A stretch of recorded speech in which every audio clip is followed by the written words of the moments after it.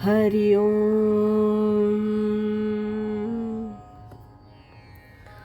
पूजनीय स्वामी भक्त डॉक्टर सुषमाताई वाटवे यांनी लिहिलेल्या स्पर्श परिसाचा या ग्रंथमालिकेतील 3ऱ्या भागाचं वाचन आपण ऐकत आहोत. आज ऐकूया यातील प्रकरण 4.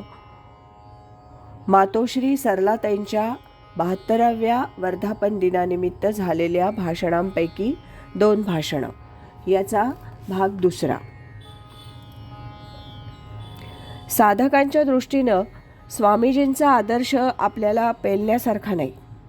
आपण सरलाताईंचा आदर्श समोर ठेवून त्यांचे काही गुण जर आपल्याला घेता आले तरी आपलं जीवन धन्य होऊन जाईल. परवा बरीच मंडळी गोंदवल्याला गेली होती. तिथं ध्यानगुंफा आहे. आम्ही काही मंडळी 5-10 मिनिटं ध्यानाला बसलो. सरलाताई तेवढ्यात ध्यानात रंगल्या. पूजेच्या वेळी मनापासून पूजा चालणार. सणवार आला तर न चुकता नैवेद्याच्या दुधात केशराची काडी असणार. कुलधर्म जे परंपरागत चालत आले ते न चुकता त्या पार पाडणार. हरतालिका वटपौर्णिमा असली की साग्र संगीत पूजा उपवास सर्व व्यवस्थित करणार. म्हणजे आपल्यासमोर जे काम असेल ते मनापासून करणार. भूतकाळ भविष्यकाळ यांचं चिंतन त्या करत बसणार नाहीत. चालू क्षणात त्या जगतात असं दिसतं. कसली काळजी नाही. स्वामी सांगतील ते करायचं. बाहेर जायचं म्हटलं स्वामीजींबरोबर की लगेच जायला तयार. स्वयंपाकघर हे सरलाताईंचं कार्यक्षेत्र. स्वामीजी कधी कधी एकदम तिकडे वळून तिथल्या सामानांची हलवाहलव सुरू करतात. प्रथम सरलाताई नाराजी व्यक्त करतात, कारण सामान हलवलं की वस्तू सापडणं कठीण जातं. पण स्वामीजींपुढे कुणाचं काही चालत नाही.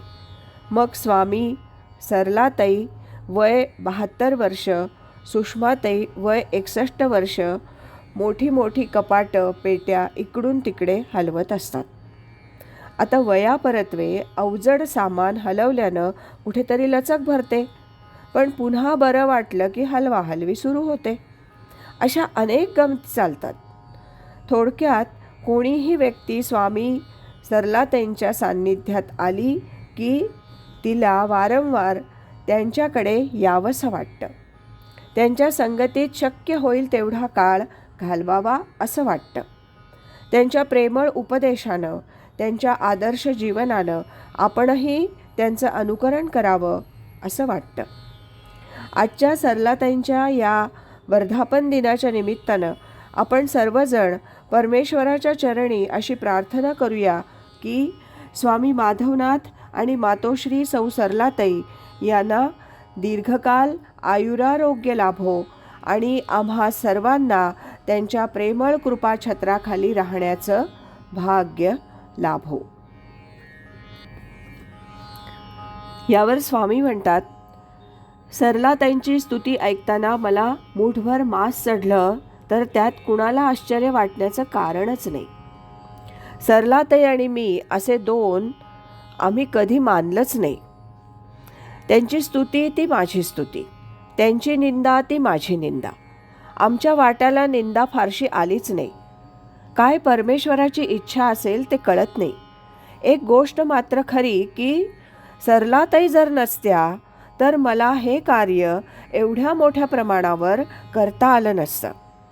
आज नागपूरपासून पणजीपर्यंत लाखो लोकांना भगवद्गीता ज्ञानेश्वरीचा संदेश मी पोहोचवू शकलो.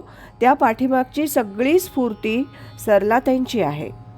त्या तुमच्या पाठीमागे उभ्या आहेत असं जे तुम्हाला वाटतं त्यापेक्षा 100 पट त्या माझ्या पाठीमागे उभ्या आहेत असं मला वाटतं.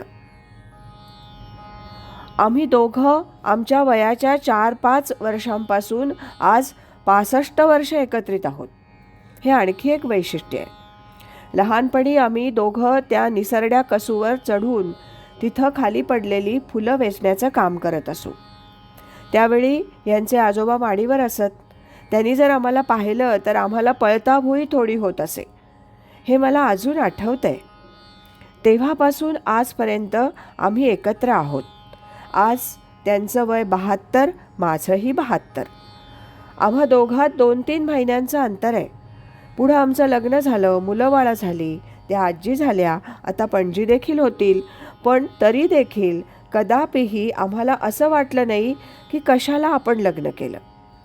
लग्नाला 4-5 वर्ष झाल्यानंतर पुष्कळ लोकांना वाटतं की आपण उगीच लग्नाच्या फंदात पडलो. आमच्या लग्नाला 50 वर्ष झाली आहेत, पण आम्हाला कधी असं वाटलं नाही. गेली 65 वर्ष आमचा दोघांचा अगदी घनिष्ठ संबंध आहे.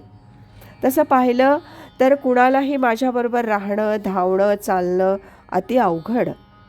तथापि सरलाताईंचा आणि माझा मानसिक, बौद्धिक, शारीरिक कुठल्याच बाबतीत कदापिही संघर्ष आला नाही. ही परमेश्वराची कृपा असं मी समजतो. आज इथेच थांबूया. यानंतरचा 3रा भाग आपण उद्या ऐकूया. सद्गुरु असती अंतरात, सच्छिष्याते जागवीत. हरि ओम तत्सत.